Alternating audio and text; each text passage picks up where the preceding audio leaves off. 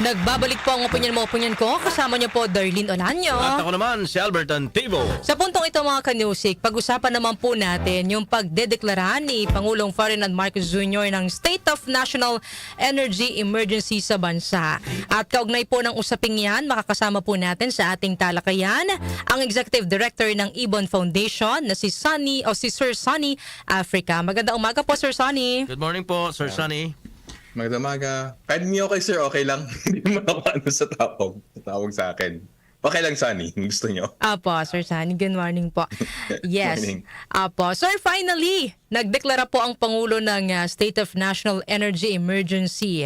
Ito po ba ay suportado ng Ibon Foundation? Lalo't isang araw lamang ang nakalilipas ng mailabas po ng Malacanang sa pamamagitan po ni Yuse Claire Castro na wala daw pong oil crisis na nararanasan po sa ating bansa, kundi price disruption lamang ang mayroon po ang Pilipinas. Ano po ang inyong masasabi dito? Well, ang pinakamalaking hakbang pasulong dyan, finally, at yung ramdam na ramdam ng mga transport workers ng 3 linggo, parang finally tinanggap nila na may krisis talaga, may emergency. Pero sa totoo lang, kakabasa ko lang kagabi ng buong executive order. Kung babasahin, bagamat sinasabi na may State of National Energy Emergency, kapos pa rin talaga siya. Ang neto naman nahanapin natin, mararendahan ba ang pagtaas ng presyo? Walang nakasaad anuman dun sa executive order na nabibigyan ng poder at nakikialam ang gobyerno para rendahan ang pagtaas ng presyo, hindi lamang ng produktong petrolyo, kundi ng mga batiyang serbisyo, kuryente, pagkain at iba pa.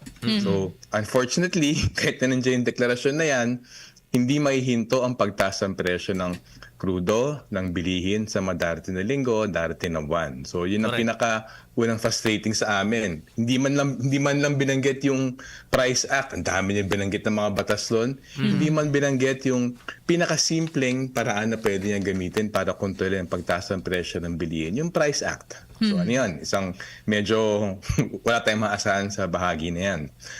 Ikalawa, bagamat nag-anunsyo siya ng ilang mga subsidyo ayuda, mapapansin, walang binanggit ng mga halaga, walang binanggit na bilang ng benepisyaryo, at higit sa lahat, walang binanggit na bagong pagkukunan ng pondo. Kumbaga, yung milyong-milyong pamilyang Pilipino na may hinaharap na grabing paghihirap sa madarating na linggo, buwan, yung mga transport groups, nararamdaman na nila yan, kung babasahin ng executive order, mapapansin nila, may motherhood statement. Tulungan ang mga nangangailangan na transport workers, magsasaka, mangingisda, consumer.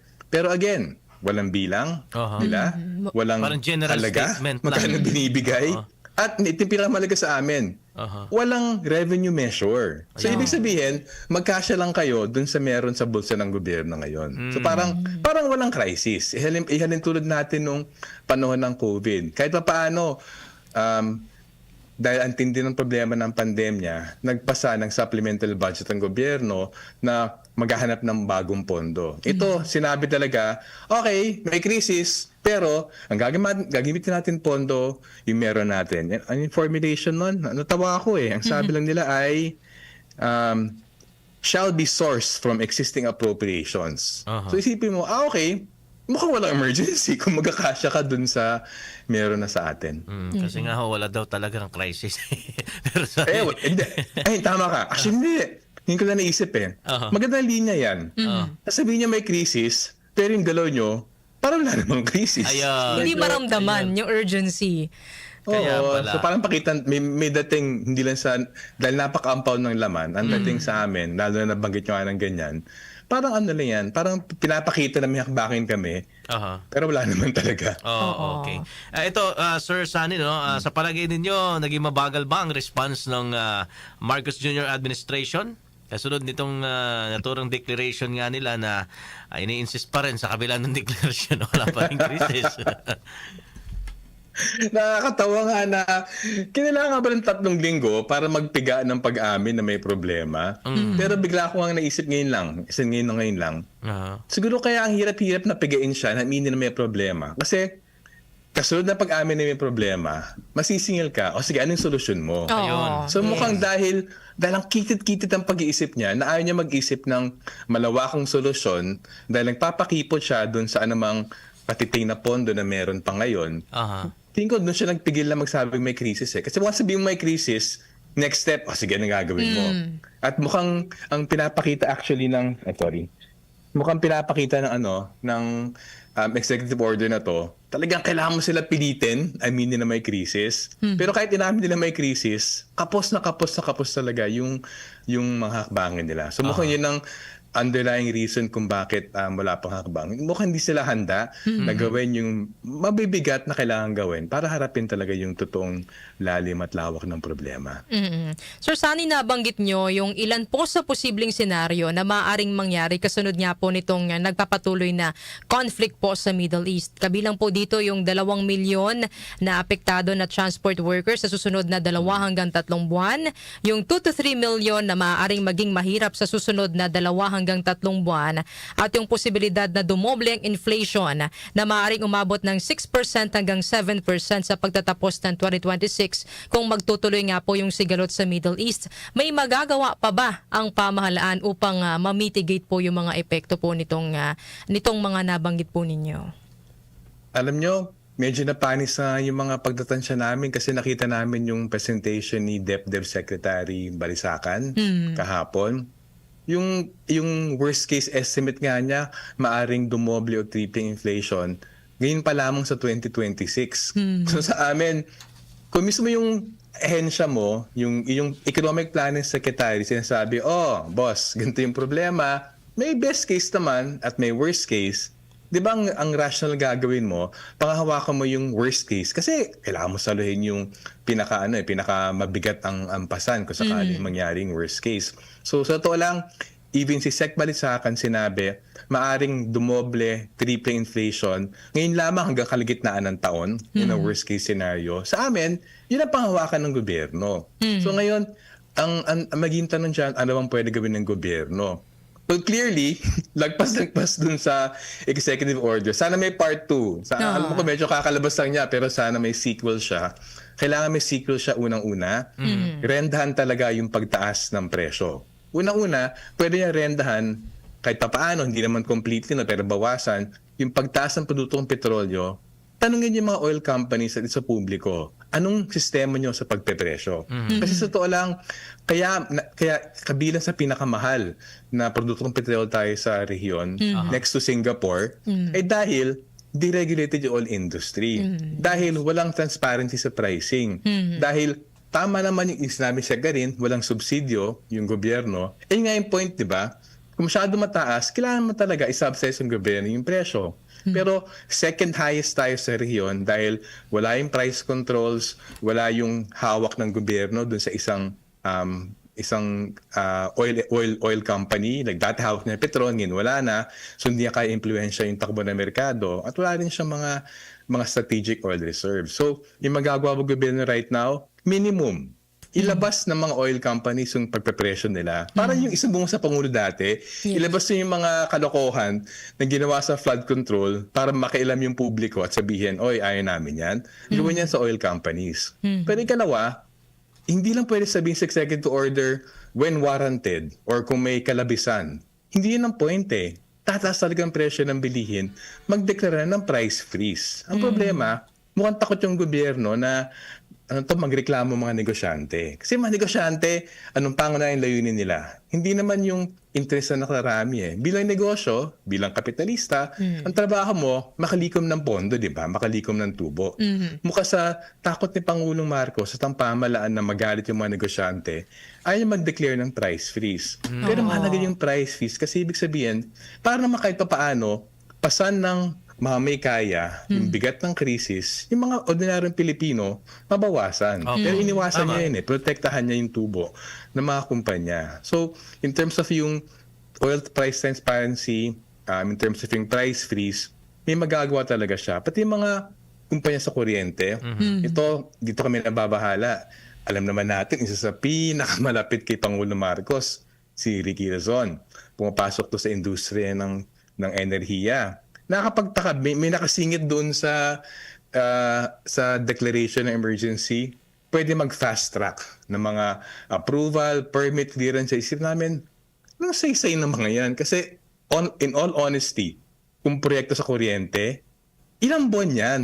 Next year pa yan gagana. So walang kinalaman sa pagpapababa ng presyo yung pag-fast track ng mga permit clearances. So medyo natakot din kami, baka may magsamantala nito. Baka yung mga malapit sa kusina sabihin, may state of emergency. Sige sir, pwede ba bilisan natin yung pagpirma naman dyan? Huwag nyo na busisiin yung mga detalye. Baka may Emergency manamantala. Pero hindi naman makapagbaba ng presyo. Yes. May mga proyekto, buwan taon ang binibilang bago mag-epekto. So sa amin medyo parang Trojan horse. Isip namin, baka yung whole point nito, hindi pa ngayon makatulong kasi wala namang binibigay na detalye sa pagtulong. Baka yung totoong layunin nito, bigyan daan yung mga malapit sa kusina, ma-fast track yung mga pakanan nila. Yan. Okay, sabi nga nung pinagupitan ko last time. Sabi niya, tell it to the Marines daw, Sir Tell it Sunny. to the Marines. Anyway, prior to the declaration, Sir Sunny, nitong national emergency by the President, naglabas ng unsolicited pieces of advice si former Albay 2nd District Representative Joey Salceda. At gaya ng Arroyo administration ay naiwasan dati yung tinatawag, Sir Sunny, na stagflation. Di ba? Itong persistent high inflation na may kasamang mataas na unemployment at stagnant demand sa ekonomiya ng bansa. To name a few, yung kaniyang nirekomenda ni Congressman Salceda, i-require sa oil companies na maisiwalat ang actual crude acquisition cost ng DOE under confidentiality at mapayagan ng only cost plus retail pricing, stopping short of blanket price or blanket at price controls. So ano po ang ano nyo dito, sir? Ang inyong reaksyon at posible ba itong ma-incorporate na makatutulong din? Mas okay yan. Sa amin, panimulang hakbang yan dun sa aalam natin ano ba yung sistema sa pag-operasyon ng mga kumpanya. Pero kapos pa eh. Kasi ang question dito, hindi lang magkano nila binili yung krudo. Opo. Kasi actually, ang may kinalaman lang dyan si Petron. Aha. Wala naman ibang may kakainan mag-refine ng krudo para maging gasolina, diesel o naman. So actually, pumapatok ko lamang yan sa isang kumpanya, yung Petron, na tanging nag-import ng krudo kasi siya lang ang tanging may refinery capacity. Pero tama yun. Okay yun na sabihin nyo kung magkano yung crudo in-import nyo. Pero kung ang ibig sabihin ni Kong Salceda, Gov. Salceda ay pati yung mga refined products, alamin kung magkano ini-import ng Shell, ng Chevron, yung kanilang diesel gasolina, tama din yun. Tama din. Pero panimulang hakbang lamang. Kasi usapin dito, hindi lang magkano in-import mo na crudo o refined petroleum products. Usapin din, magkano yung refining cost mo, magkano yung blending cost mo, magkano yung freight and storage mo, magkano yung warehousing logistics mo, magkano yung wholesale retail markup mo. Dapat natin malaman lahat yun. Correct. Parang Kasi transparency, kung sabihin lamang yung step 1, sa totoo lang may 15 steps bago mabot dun sa presyo. Correct. So natin kakalimutan. Right now, kung tanggalin ng gobyerno, hindi lang yung oil excise tax, pati yung oil VAT, overnight, kahit pa paano, yung pagtaas, mababawas man ng konti. Pero, di ba, pipilitin pa natin na ipatupad niyo yung sa excise tax, hindi pa nga yun ganong kalakihan. Dagdag natin din yung oil VAT. So, alam mo yun, medyo, ang daming pwede gawin ng gobyerno eh. Ang cliche lang sabihin na walang political will. Pero, promise, kung gusto, ang daming paraan. Kung ayaw, mga katwiran dyan, market determined prices. Wala tayong pera. Hindi yan totoo. Trabaho ng gobyerno mag-gobyerno, hindi maging bumuntot sa merkado kung ang laki ng pinsala sa ordinaryong Pilipino. May point, tama. Ikalawa, pondo, ang daming pondong pwede mobilize ng gobyerno. Ilang, nung COVID pa lamang, dahil sinabi ng gobyerno dati, ang laki ng problema, laki ng pondo. Yung Ibon at yung Makabayan, nag-propose ng buwis sa mga bilyonaryo. Final yun, nung 18th Congress, 500 billion pesos ang pwede kitain sa 3,000 bilyonaryo na may 8.2 trillion pesos. Ano ba bisan sila na 1, 2, or 3%? Sa yaman, mahigit 1, 2, or 3 billion. Yung 8.2 trillion pesos nila, hindi nila mararamdaman yung katiting na buwis na yan. Yung pinakamayaman Pilipino, alam niyo ba halos trilyonaryo na siya? Meron siyang 965 billion pesos ngayon. Kung ipatawan siya ng billionaire wealth tax na proposal ng Makabayan, alam niyo matitira sa kanya? 905 billion pesos. Mararamdaman ba niya yung nawalang 50 billion pesos niyan? Hindi eh. At yun ang punto namin.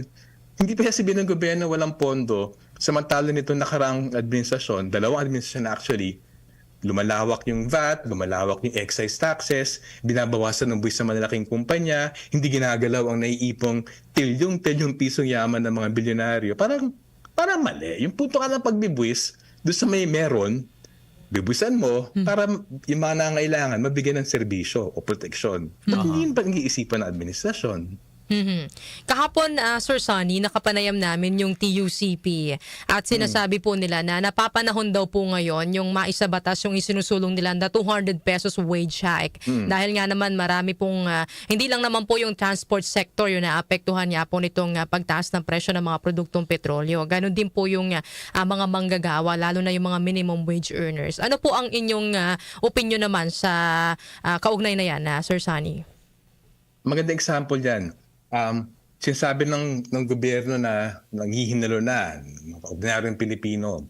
May mga humigit kumulang 7 milyon yata nasa formal sector na masasakop ng wage increase. Marami sila nasa informal kahit sa hurang ka. Suportado namin yan sa dalawang kadahilanan. Una, kung bigyan ng dagdag na sahod yung mga manggagawa, ibig sabihin, yung bigat na pag-angkop sa krisis, binabawasan mo sa manggagawa, dinadagdagan mo dun sa negosyante na may kaya naman i-absorb mula sa kanilang naipon na pondo na tubo, ma-absorb nila. So sa amin, makatwiran yun kasi lalo na sa pondo ng krisis, lalo na kung hindi, sa pondo ng krisis, yung bigat dapat dapat ina-adjust mo patungo dun sa mga may kakayanan mag-absorb. So suportado namin kasi ang mangyari dyan, mula sa tubo ng negosyante, may bibigay ka dun sa manggagawa na makatwiran, lalo na pala ng krisis. Ikalawa, totoo naman na baka may mga pinakamalit na negosyo, micro, small enterprises, mahirapan sila. Nung COVID naman, may sistema tayo ng wage subsidy. So sa amin, pwede ipatupad yon sa mga talaga nahihirapan. Tapos sorry, may ikatlong punto pa ako. Sinasabi ng gobyerno na natakot sila na babagal yung ekonomiya. Babagal talaga siya kung tumaas ang presyo ng bilihin at walang purchasing power, ordinaryong Pilipino. 73% na ekonomiya natin yung paggastos ng mga kabahayan, ng mga pamilya. So, kung tumaas ang presyo ng bilihin na walang kakibat na pagtaas ng kakayanin nila gumastos in purchasing power, either dun sa dagdag sahod or mas malaking ayuda o naman pagbawas ng buwis sa kanila, babagal talaga yung paggastos nila, babagal talaga yung ekonomiya.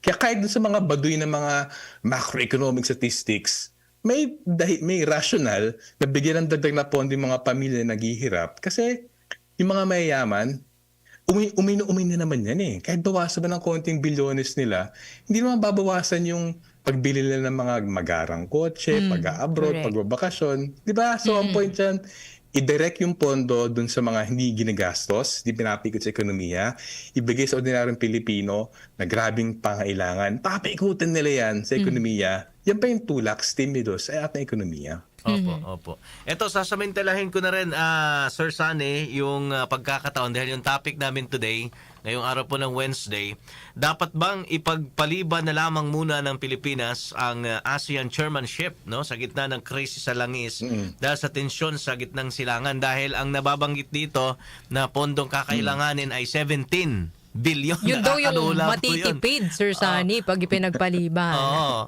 Matitipid. Yes, Yung 17, no? Sakaling kung hindi matuloy, makakatipid ang gobyerno 17 ng billion. 17 billion. Ano pong masasabi ninyo dyan, Sir Sonny? Actually, suportado namin kasi magpapakita siya sa buong ASEAN, sa buong mundo, ang pinaprioritize ng gobyerno ng Pilipinas ay yung interes ng mga mamamayan niya. So, symbolic siya eh. So, ito lang yung 17 billion, baka isang bagsak lang yan sa lahat ng mga transport groups na nanghihinalo ngayon. Diba? Madali maubos yan kasi kailangan talaga marami ang pondo. Okay. So, okay, I mean, 17 billion, malaki pa rin yan. Pero sa grand scheme of things, sa laki ng problema, maliit yan. Pero mahalaga dyan, ipapakita symbolically ng pamahalaan kung ano bang priorities niya. Magpapasikat ba sa ibang gobyerno? Ang sinasabi nga nila ngayon, kailangan magtipid tayo, di ba? Yeah. Yun ang argumento niya. Hindi ba pagtitipid, kung hinto yung ASEAN, kasi lahat ng mga nanggagaling abroad, biyahe papuntang Pilipinas, bakit tuwa pa nga nila yun eh, di ba? Mababawasan kanilang gastos pagpunta dito sa paglipad dito. Tama. Bawas ang konsumo ng petrolyo.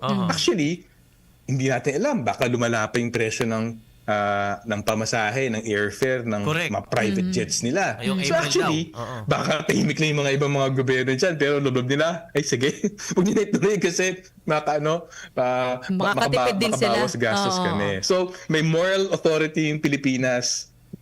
Love namin ang Pilipino. Priority namin yung Pilipino. Hindi kayo mag-aaksaya ng pondo para i-host kayo sa mga Oo. magandang hotel. Hindi kayo magagastos sa kuryente, pag-aircon kasi Tsaka yung ano, sir, mga VIP yung kayo. mga convoy pa nan hindi isa lang pa naman yun. isang Diba? Isa pa yan. Diba? Tsaka imagine mo, nung ka sa jeep, di ba? Ang laki-laki, baka hirap na hirap ka na, makita mo yung combi na may air condition na kotse, hindi pa yung mga pipitsuging kotse, di ba? Mga mamaling kotse yan, matako sa gasolina. Actually, tama kayo. Di ba naging Makita issue ka nga ng dati? convoy ngayon, may inis ka. Sabi nga Oo. dati, Sir Sunny, naging issue yan na natatraffic yung karamihang Pilipino pero yung mga heads of state dito ang ganda ng dinaanan, di ba? Ang luwag. Oh. So at least nakikita rin din nila siguro yung sitwasyon talaga sa Pilipinas. So ang rekomendasyon niya dito ni Senator Amy na baka kung hindi na pwedeng i-atras kasi medyo gipit na rin, ano? Tama ba, Darlene? Oo, Kailan to? tsaka may mga preparation na rin na Preparation nagawa na rin. yung Pilipinas. So baka pwede daw gawing virtual kasi or mas simplehin. simple kasi nung pandemic naman parang halos ganun lahat ang ginawa, no? Virtual conferences. Oo, pwede nga. Tsaka, sa ito lang, hindi natin alam yung takbo eh. I mean, maaari naman biglang mawala yung gera, biglang sumuko yung US. Pwede lang mangyari yan. Maaring, hindi siguro bababa kagad yung presyo ng tutong petrolyo kasi Aha. maraming salig dyan. Yung manasira infrastruktura, pag-rebuild ng mga inventories, medyo may risk factor insurance pa. So, hindi man bababa kaagad. Pero, kahit na ganun, mas maganda actually mag-take ng moral high ground talaga. At hinto, yung mga hindi non-essentials. Actually, tama kayo. Babalikan ko yung emergency order, yung declaration of emergency. Sinabi naman doon, pagtitipid eh. So, ito actually, tama kayo. Itong pagtitipid talaga, magandang maidiin yan. May mga economic managers naman, Sir Sonny, on the other hand, na nagsasabi na makakatulong daw itong ASEAN chairmanship para daw as a reputational reset. 'Di ba? Dahil nga parang nabugbog yung Pilipinas dahil po sa issue nito na sa anomalya sa flood control project. Ano naman po ang inyong masasabi diyan? Sino kaya economic manager yan? Ang kitid yung pag-iisip. Ganun yun. Gagastos tayo sa panahon ng kagipitan, kahirapan, para sa reputasyon ng Marcos administration. Sa amin, ang mas totoong makapag-rebuild ng reputasyon, ipakita niya na hindi siya takot na paligan yung ordinaryong Pilipino. Hindi siya takot na i-discourage yung isang magarbong, maluhong plano para ipakita ito ang kailangan gawin ng Pilipinas. At actually, sa buong ASEAN, itong dapat gawin nyo. People first, di ba? Unahin nyo ordinary mamamayan nyo, imbes na yung pagbabiyahe pa sa Maynila para mag-attend ng ASEAN Summit. Tsaka, hindi lang yan isa o dalawang aktibidad. Yung ASEAN na activities, walang biro. Siyam na raan yata, halos 1,000 aktibidad yan, nakakalat sa buong 2026. So, tama kayo. Virtual, dapat na yung virtual uli yan. So, ang titipid mo lang dyan, hindi lang yung nakahilera sila parang firing squad, di ba? Tapos nakabarong na yata lahat. Hindi lang yun ang matitipid Symbolic mo. yung group Yung picture. 1 or 2 summits. Lahat ng iba't ibang mga pulong, marami yan. Siyam na raan, 1,000. At hindi lang mga maraming Pilipino dumadalo dyan. Kasi may magandang aircon, masarap ang pagkain. Pero maraming bumabiyahe mula abroad dyan. Yes. Sir Sonny, maraming salamat po sa pagsama sa amin ngayong umaga na ito. Pero bago po namin kayo bitawan, ano na lang po yung maipapayo ninyo sa mga Pilipino na ngayon ay parang nasa survival mode dahil nga po sa kasalukuyang sitwasyon? Sa akin, huwag tayong magpagoyo sa gobyerno. I mean, ang laki ng otoridad, rekurso, responsibility niya na tulungan yung mga Pilipino. Pwede piliin ng gobyerno na hindi ang mahirap ang magdadala ng bigat ng pag-angkop sa krisis. Huwag niya katakutan yung mga bilyonaryo, huwag niya takutan ng mga malalaking kumpanya sa langis at di ba pa mga malalaking kumpanya. Kung hindi siya matakot sa mga yan at seryoso siya sa na pagtulong sa mga may hirap at pagpigil sa pagdala ng kahirapan, ang dami-dami niya lang pwede gawin. So huwag natin siya tantanan, obligahin natin. Kaya niyo tumulong na mas malaki, yun ang kailangan ordinaryong Pilipino. Alright. Maraming salamat po sa pagpapaunlak ng panayam, Sir Sonny Africa, ang Executive Ingat po. Director ng Ibon Foundation. Thank you, Sir Thank you. Sonny. Ingat po. Salamat. Ayan mga kanyusik, nakapanayan po natin si Sir Sunny Africa, Executive Director ng Ibon Foundation. Diba? May punto Correct. yung Oo. mga binanggit ni Sir Sunny. No? Na tama naman, sa panahon ngayon ng krisis, Albert, bakit wag sanang matakot yung gobyerno na Oo. patawan ng halimbawa ng buwis, yung Kapag siya mga matatakot, mas... hindi niya naman din ginusto to eh. Oo, nadamay, diba? nadamay lang nga tayo dyan sa gulo sa Oo, Middle East. humanap ng paraan, no, para kumbaga makasurvive yung Correct. bansa dito sa pinagdaraanan po natin na crisis, ano. Oho. Kung ano yung pwedeng pagkunan ng pondo, 'di ba, gawin, 'di ba? At yun nga, kung ano yung mga pwedeng paraan na makatipid yung gobyerno, ipatupad, 'di ba? Saka 17 billion, darling, 70 wala. Yes. Wala ka tayong 17,000 dito eh. I mean, yung tipong alam mo yun, yung parang kahit papaano naman na makakapag-focus tayo sa totoong problema. Kasi pwede pa naman tayo mag-host in the next years to come, di ba? Oo.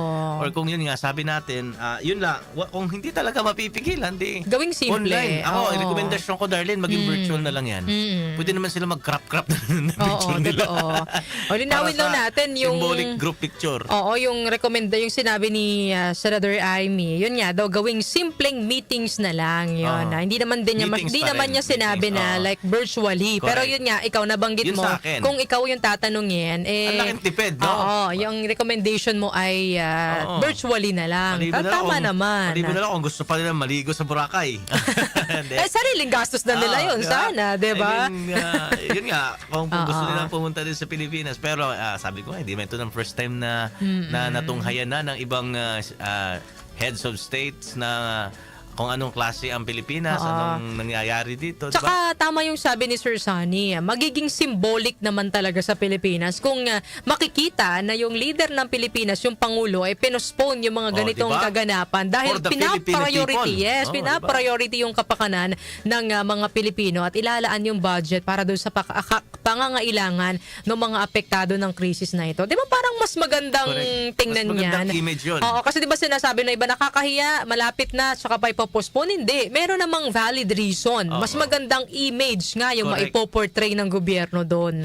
No? So, Basta naiintindihan yung kasi kahit naman tayo, 'di ba, Darlene, pagka hindi tayo nakaka-attend ng isang event, bigla tayo nagka-cancel. Basta valid yung reason mo, nagigets ka naman eh. Correct, Pero oo. kinancel mo lang dahil 'di ba? oo. At saka, hindi mo pa ba maiintindihan? Oo. Obviously naman, 'di ba? Parang lahat ng bansa ngayon na kumukuha ng langis sa Middle East, apektado nito pong nagaganap na tensyon doon. Tingnan natin kung magkakaroon ng baka makulitan na yung gobyerno dito sa programa natin, Darlene. Oo. Kasi nung nakaraan, sabi natin mag-declare na kayo. Oo, nakulitan. sinabi na. nag-declare din, Oo, diba? sinabi natin na parang despite na sinasabi na Oo. walang krisis, yung mga listener natin sinasabi, anong walang krisis? Oo, Darlene, ramdam na pag ramdam nagtanong namin ka, ang krisis. Lumabas tayo ngayon dalawa, nagtanong tayo sa mga driver na nasa palengke, nasa barbershop, lahat sila iba ang sasabihin dyan Correct. sa walang oo. crisis Parang na remarks na yan. napapailing na nga lang sila dun sa naging pahayag ni Yusek Claire na wala daw krisis sa langis. Pero ano tong nangyayari sa atin ngayon?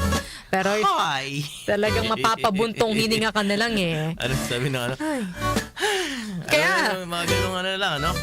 Kaya eto, sa mga kanyusik, kayo, ano ba ang inyong masasabi sa ating pong talakayan ngayong umaga? Dapat bang ipagpaliban na lamang muna ng Pilipinas ang ASEAN chairmanship sa gitna po ng krisis sa langis dahil sa tensyon sa gitnang silangan? So para po sa inyong mga opinion, ang ating pong text line 0929-321-8738 at maaari din po kayong mag-comment sa ating pong YouTube channel.